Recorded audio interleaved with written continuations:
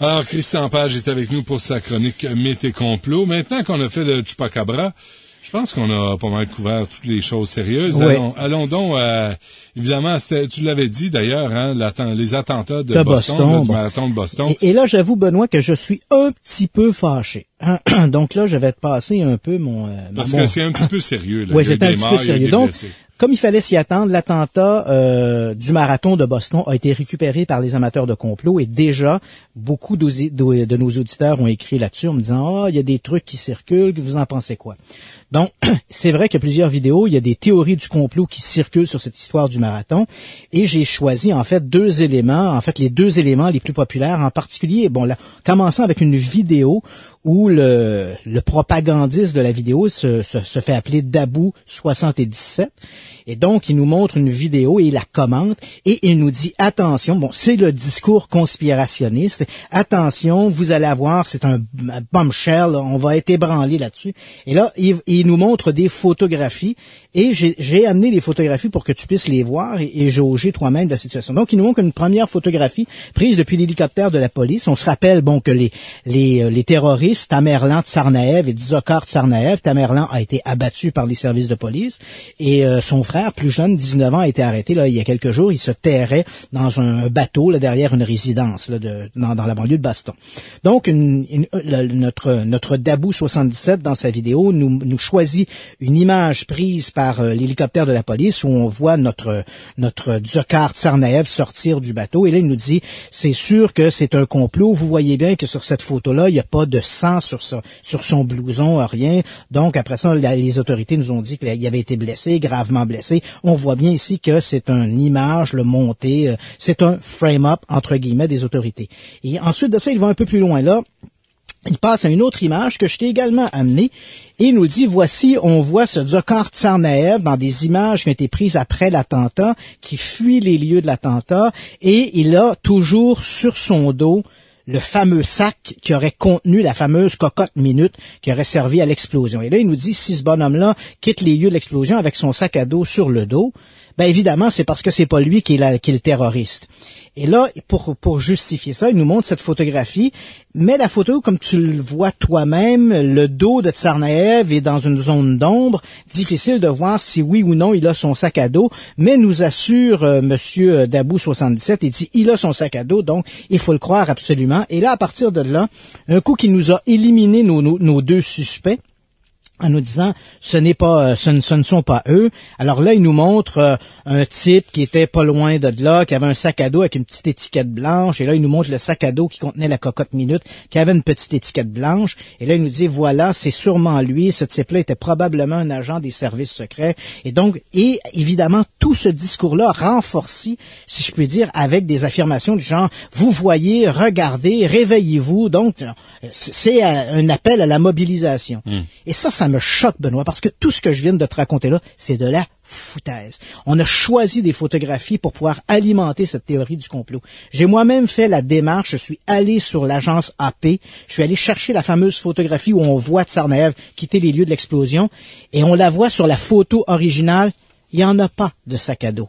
Donc, le type a volontairement choisi une photo publiée dans un magazine, sous-exposée, pour nous faire valoir, pour nous faire à croire que Tsarnaev avait son sac à dos. Et le mur derrière Tsarnaev a été noirci. Oui, absolument. Donc, pour qu'on voit pas vraiment. Donc, ouais. Et ensuite de ça, on se demande pourquoi est-ce qu'il choisit une photographie prise en vision nocturne depuis l'hélicoptère de la police, où on voit Tsarnaev quitter le bateau en question, alors que ces images-là tournées en vision nocturne sont surexposées. On détaille moins bien la tenue de Tsarnaev, alors que des photographies prises au sol par les services de police au moment de son arrestation montrent clairement Tsarnaev, comme tu peux le voir, avec des vêtements maculés de sang, du sang dans le visage, etc.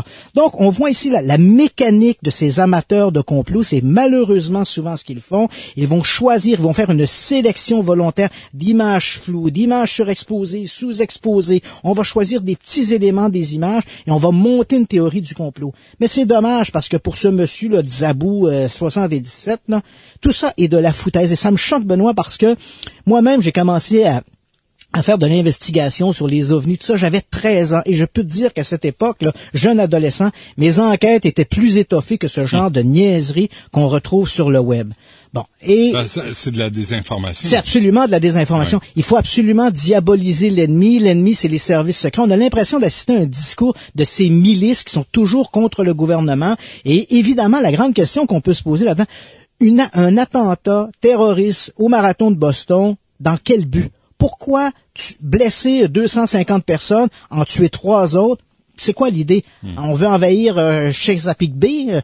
Je comprends pas. Il y a pas. Donc, on ne donne pas la motivation de pourquoi les services secrets américains ou le gouvernement américain aurait planifié un tel attentat, mais on nous raconte une histoire à dormir debout en se justifiant avec des photos floues, des photos sous-exposées.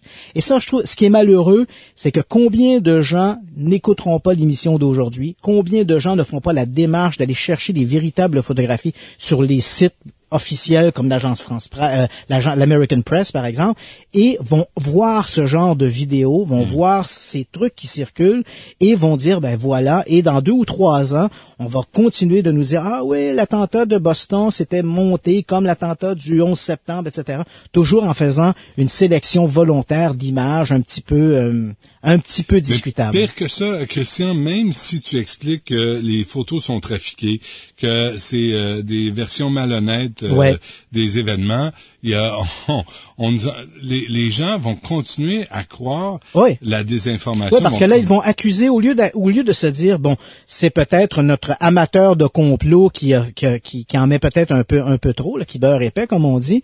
Au lieu de ça, ils vont accuser, par exemple, l'agence France-Presse, pas la France-Presse, mais l'American Press, d'avoir retouché la photographie des suspects de manière à enlever le sac à dos sur le dos de Tsarnaev, tu vois? Donc là, ça devient, en fait, c'est le monde contre nous. On est 15 amateurs de complot et le monde est contre nous, on truque des preuves.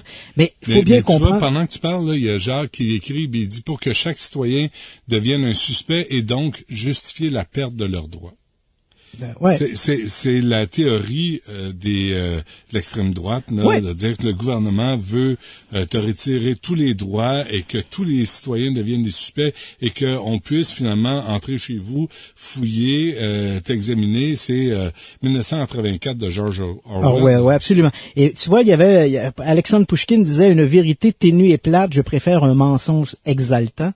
Et dans bien des cas, c'est un peu ce que l'on voit, c'est-à-dire que ça devient exaltant de parler de ces théories de complot, tout ça. Ces gens-là se retrouvent, discutent entre eux, s'alimentent en fait entre eux, parce que c'est plus exaltant que de croire que, bon, ben, 2 individus un peu louches ont fait sauter une bombe comme ça pour une sorte d'idéologie un peu bancale.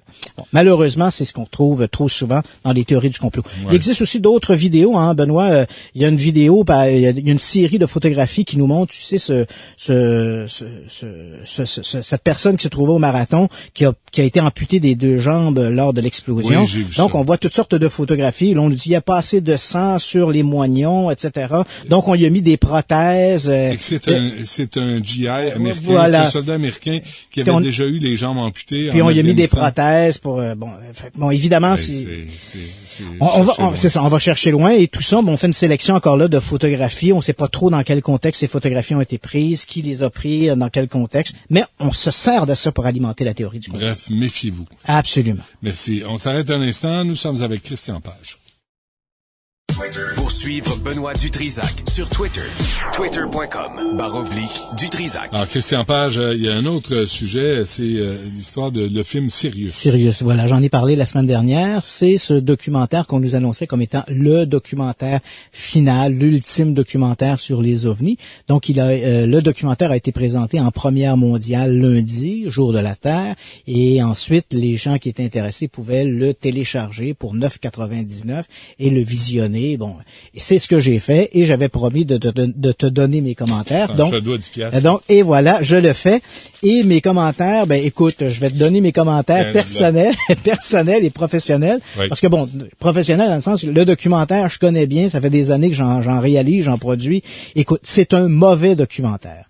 il faudra repasser, lorsqu'on nous parle d'un documentaire ultime sur les ovnis, là, il faudra repasser. Pourquoi c'est un mauvais documentaire? Parce que pendant 2 ans, les auteurs, les réalisateurs, producteurs font feu de tout bois. On a l'impression d'avoir 3 documentaires en un. On voit que ces gens-là sont préoccupés par plusieurs éléments. Ils sont préoccupés d'abord par des questions d'ordre environnemental, hein, et en particulier, ils vont aller chercher des technologies nouvelles, technologies secrètes, par exemple, qui pourraient changer la face de la planète, contrecarrer les effets de serre. Donc, on a une partie du documentaire qui traite de ça. Ensuite de ça, on a un documentaire là-dedans ou une grande partie qui nous traite d'une sorte de complot, d'un complexe militaro-industriel là, qui essaie à coup de milliards on va chercher dans des budgets du gouvernement, des budgets secrets, et tout ça pour que les Américains puissent assurer leur hégémonie dans le New World Order, là, le nouvel ordre mondial, leur hégémonie à la fois militaire et économique. Donc on a toute une partie, on nous montre ça avec des images des francs-maçons et tout le reste. Et puis ensuite de ça, il y a une partie, à peu près, je te dirais, 30% du documentaire qui est consacré aux ovnis. Donc, on a l'impression d'assister à 3 documentaires dans un seul. On aurait dû cibler un seul sujet plutôt que de s'égarer de cette façon-là. Parlons d'abord du premier, les aspects là, de technologie secrète et de conspiration militaro-industrielle.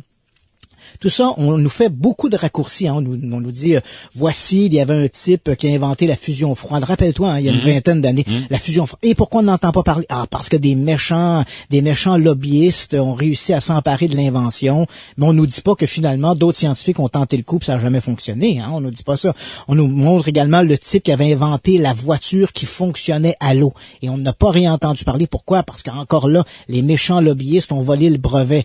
Mais en fait, ça a été démontré. Il y a eu un procès, c'est une fraude, parce que l'hydrogène, c'est quelque chose de trop instable pour pouvoir construire une voiture. En tout cas, on n'a pas les moyens de contrôler ça de cette façon-là. Mais ça, évidemment, on nous le dit pas. Donc, on nous montre ces gens-là, une série de témoignages. On fait beaucoup de raccourcis, je dirais de la philosophie un peu à Saint-Sou, pour nous dire, bon, ben voilà, c'est toujours des méchants Américains qui volent ça, puis ils contrôlent le monde, hein, la politique militaire, la politique des services, pas des services, mais des grandes pétrolifères, des grandes compagnies pétrolifères qui assurent toute leur hégémonie à travers ça. Et c'est un petit peu mauvais comme présentation de tout ça. Là. Tu sais, là, avec évidemment c'est jamais très très appuyé. Et on va même au-delà de ça, on nous montre le type qui a inventé la machine, la voiture qui fonctionnait à l'eau, par exemple. On dit quelques années après, il est mort mystérieusement, empoisonné dans un restaurant, mangeant un whippet ou quelque chose comme ça.